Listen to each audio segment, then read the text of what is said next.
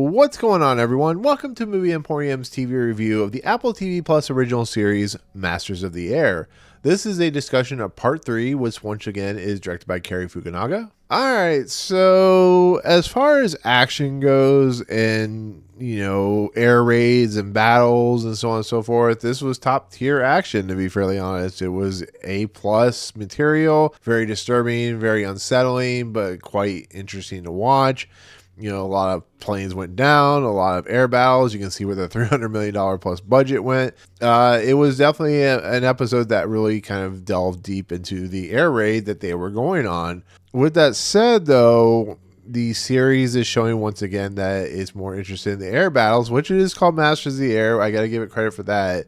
Instead of the character development, which is what this series should be about, because that's what, to Band of Brothers and to an extent the Pacific did, is really delve deep into these characters. And I don't think Masters of the Air, outside of using characters like Austin Butler's Buck character and Callum Turner's Bucky character, as well as Crosby, played by Anthony Boyle, it doesn't really have much else to do with the characters in this series, which kind of sucks. And to be fairly honest, brings the series down further and further as more and more I watch it. But once again, it's not a terrible series. It's just I would like to know more about these characters. And one of the major characters, I think, dies unless he's brought back in the later series or later episodes. I think he dies, and it doesn't really register. He just kind of crash lands, and that of course is the Barry Keoghan Biddick character, who during this battle just kind of crash lands onto the middle of a field somewhere, which I'm not disappointed by that, on the simple fact that when it comes to these types of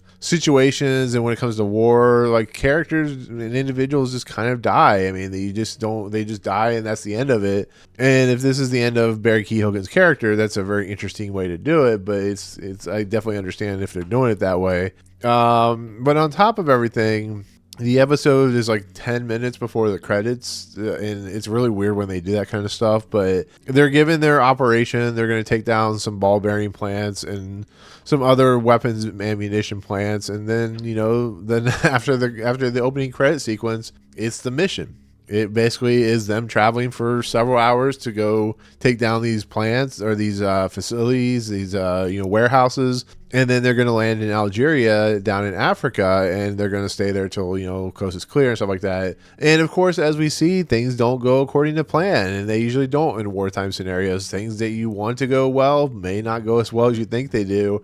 And quite a few of these air bombers go down dramatically and violently and graphically, and it's very brutal to watch, because you have three subsets of airplanes that are grouped together. They're going to bomb individual targets, and they're 4 hours away from their target, and they're just bombarded by the German Air Force.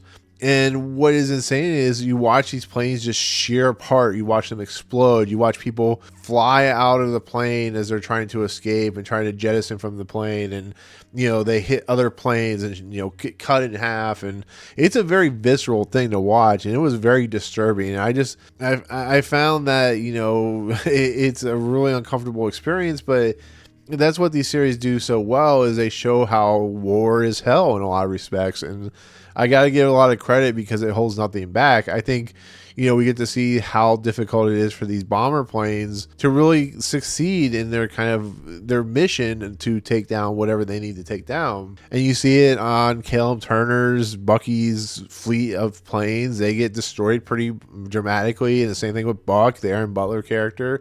His plane almost gets destroyed, and everybody just, he loses people in his crew. Somebody gets their legs cut off. It's just, everything about it is just, it's pure spectacle, but it's also pure sadness to watch that this war is causing so much chaos and so much dramatic sadness when it comes to the violence. And it shows you that how bad the situation truly got. And you see it in full force, for pretty much 90% of this episode. It's just them trying to make the target and bomb the warehouses that they need to bomb. But of course they lose probably 50% of their fleet in the process. It's pretty crazy. And like I said, Barry Keoghan's character is unfortunately so damaged, his plane is so damaged beyond repair that they have to crash land. Now it shows his plane exploding into like flames and stuff like that, but the question really remains, did he really die? And I just can't answer that question because I haven't seen the other episodes, even though I have them.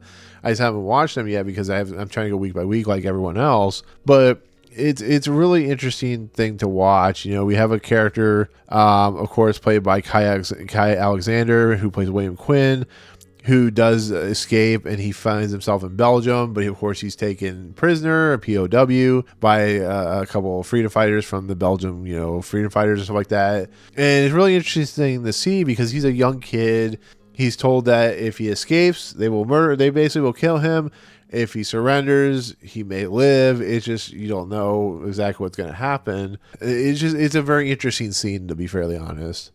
But the problem is, you know, when they finally get to Algeria or to Africa, you know, it happens so quickly because this episode's only 49 minutes long that it feels kind of like a little bit of a letdown because of all the stuff that happened with the battle sequences and the action stuff, that them landing and losing their propellers and their fuel and their tanks, stuff like that. They have to jettison a lot of stuff. It really feels like that there is a lot left on the table where we just don't get a lot of character development. I know I've mentioned that earlier, but I feel like that these characters are so one-dimensional right now that they need more to it. We need an episode where it's just the characters having discussions about their psychology and their psychosis and how this war is affecting them. And, you know, you kind of maybe see a little bit of it when they land in Algeria, but it just is not enough there. And that's what the series' main problem is. It's just there's so much action that's so well represented and so well done by Cary Fukunaga and his, you know, DP and his like